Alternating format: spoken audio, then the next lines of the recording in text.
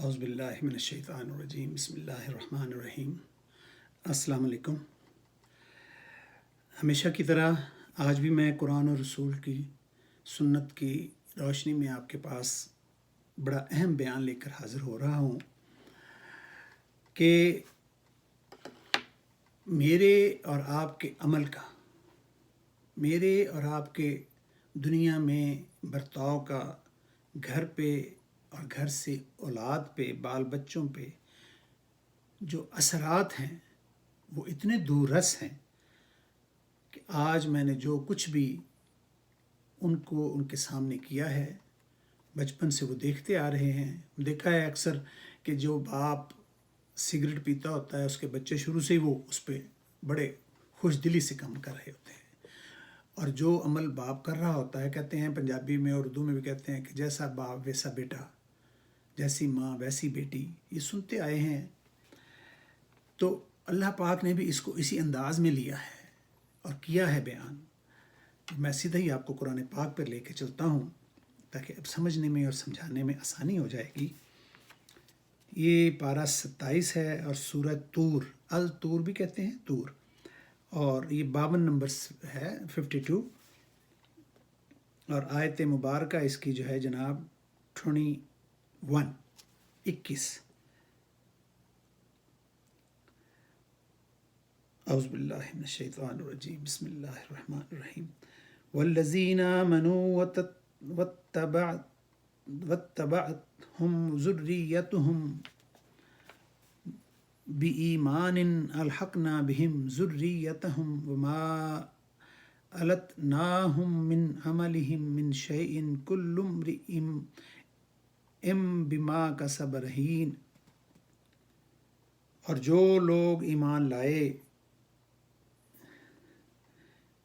اور ان کی اولاد بھی راہ ایمان میں ان کے پیچھے چل پڑی، تو ہم ان کی اولاد کو بھی ان کے درجے تک پہنچا دیں گے اور ان کے اعمال سے کچھ کم نہ کریں گے، اور ہر شخص اپنے اعمال میں پھنسا ہوا ہے۔ یعنی دیکھیں نا، بڑی کلیئر بات ہے کہ اللہ کے فضل سے ہم مسلمان ماں باپ کے گھر پیدا ہوئے، تو ہمارے بچے بھی آگے مسلمان ہیں، اور توبہ نعوذ باللہ استغفر اللہ، اگر ہم کسی غیر مسلم کے گھر میں پیدا ہوتے، آپ غیر مسلم ہوتے، تو بچے بھی وہی اسی مذہب پہ ہوتے۔ تو جس طرح ہم کر رہے ہوتے ہیں، بچے تو ہمارے نقش قدم میں پہ چل رہے ہوتے ہیں، اور بڑا ایزی ہوتا ہے ان کا ڈسٹریکٹ ہونا اور آپ کے یا پھر آپ کے ساتھ عمل کرنا۔ بڑا ایزی وقت ہوتا ہے وہ سکھانا ان کو۔ کچھ کہیں گے لوگ جی ہمارے تو کہنے میں نہیں تھے، یہ نہیں تھے۔ میں ان چیزوں پہ بحث میں نہیں جانا چاہتا کہ ایک بڑی لمبی بحث ہے کہ جب وقت تھا تو آپ نے ان کو اپنے ساتھ چلایا تھا۔ مسجد آپ جاتے تھے، کہ آج انہیں کہہ رہے ہیں مسجد جانے کے لیے، آپ نے ان کے سامنے نماز پڑھتے تھے، آپ قرآن کھول کے بیٹھتے تھے ان کے سامنے۔ تو آپ کے اس عمل کرنے کا اور ان کو نہ کرانے کا اور عمل نمازوں کو نہ پڑھانے کا جواب دہی اس طرح رکھی گئی ہے کہ آپ نے شروع سے اپنا عمل کیا رکھا تھا ان کے سامنے۔ اگر آپ روز سگریٹ ان کے سامنے پیتے تھے، چرس پیتے تھے، گھر میں لا کے شراب پیتے تھے، یا کلبوں میں ان کو ساتھ چھوٹے تھے تو لے کے جاتے تھے، تو وہ بھی ویسے ہی ہوں گے۔ تو آپ کو جواب دہی دینی ہے اپنے ماں باپ، اپنے بال بچوں کی۔ ہر ماں باپ کو جواب دہی ہے اس کے بال بچوں کی، کہ ہم نے تم کو، اللہ پاک فرمائیں گے، پورا موقع دیا تھا، تمہیں دیا تھا، گھر میں تم نے کچھ قرآن پاک کو کپڑے میں لپیٹ کے خزانے کو رکھا تھا، چیک بھر بھر کے کیش دیے تھے کروانے کے لیے، مگر تم نے نہیں کروائے تھے۔ تو کس بات کی ایکسکیوز کر رہے ہو؟ کس بات پہ آپ معذرتیں کر رہے ہو؟ جب سب کچھ دکھا کے دیا گیا، بتانے والے بھی آئے، ٹی وی ریڈیو پہ بھی سن لیا، مسجدوں سے اذانیں بھی آتی رہیں، مگر تمہارے کان پہ جوں تک نہیں رینگی، تو کس بات کا رونا ہے؟ توبہ کے لیے اپنے لیے وقت نہیں نکالا، بچوں کو تم نے کہا نہیں، بچوں کو اس کو ساتھ لگایا نہیں۔ تمہارے اعمال میں سے کمی نہیں ہوگی، بلکہ بڑھاوا ہی ہوگا جب تم نیکی کے لیے بچوں کو کہہ رہے ہو، تو ان کو وہ ان مقام تک وہ جائیں گے، کل کو ان کے آگے سے بچے ہوں گے تو تم دیکھو کہ یہ درخت، یہ باغ کیسے پھل پھول جائیں گے. تمہاری بھی راہ نجات کا ہو جائے گا کام، اور ان کے لیے بھی ہو جائے گا. دنیا اور آخرت ہری بھری ہو جائے گی. یہ خزانے ان کو دنیا میں بھی ملیں گے اور آخرت میں بھی تمہارے ساتھ ہوں گے. تو اللہ پاک نے یہ بات یہاں کلیئر کر دی ہے، اور اللہ تعالیٰ نے کئی جگہ اس میں فرمایا ہے کہ دوسرے کا گناہ آپ کے ذمہ نہیں آئے گا. کسی کے گناہ میں آپ کو نہیں وہ کیا جائے گا، سزا نہیں دی جائے گی. کوئی اپنا وزن دوسرے کا وزن نہیں بانٹ سکے گا.